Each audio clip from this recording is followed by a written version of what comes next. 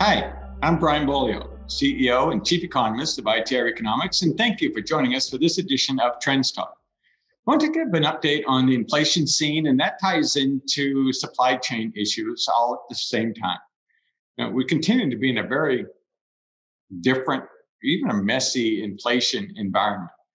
Um, we follow the minutia, and the gold cycle, which we said leads the CPI, which is what the Fed is concerned about, by about 20 months, is holding true. Gold is now in rate of change phase D, which means we're below year ago levels in pricing. And the 312 rate of change, so the quarterly data compared to 1 year ago, is rotating through a top right now for the CPI. So we're seeing the rate of inflation, consumer price inflation, crest. And it will be coming down. That doesn't mean you're going to see immediate relief in some areas, such as steel pricing. That pricing cause and effect mechanism is still going to demand higher steel prices for a while because the automobile industry is doing very low volumes of work because of the missing chips. It all tends to be connected at the hip bone, right?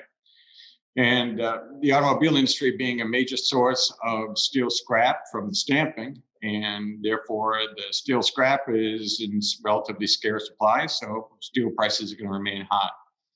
I was just checking, and the utilization rate for the US steel industry is running at about 85%, which is just about as high as it normally can get.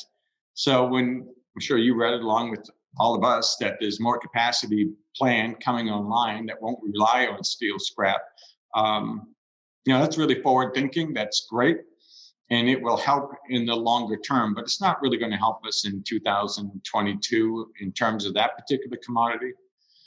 But the overall CPI is going to rotate down.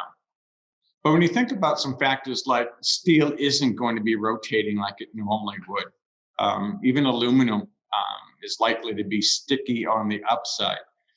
And you take that in conjunction with fiscal policy, fiscal spending going on in the United States, and you may or may not have seen that analysis that we've done.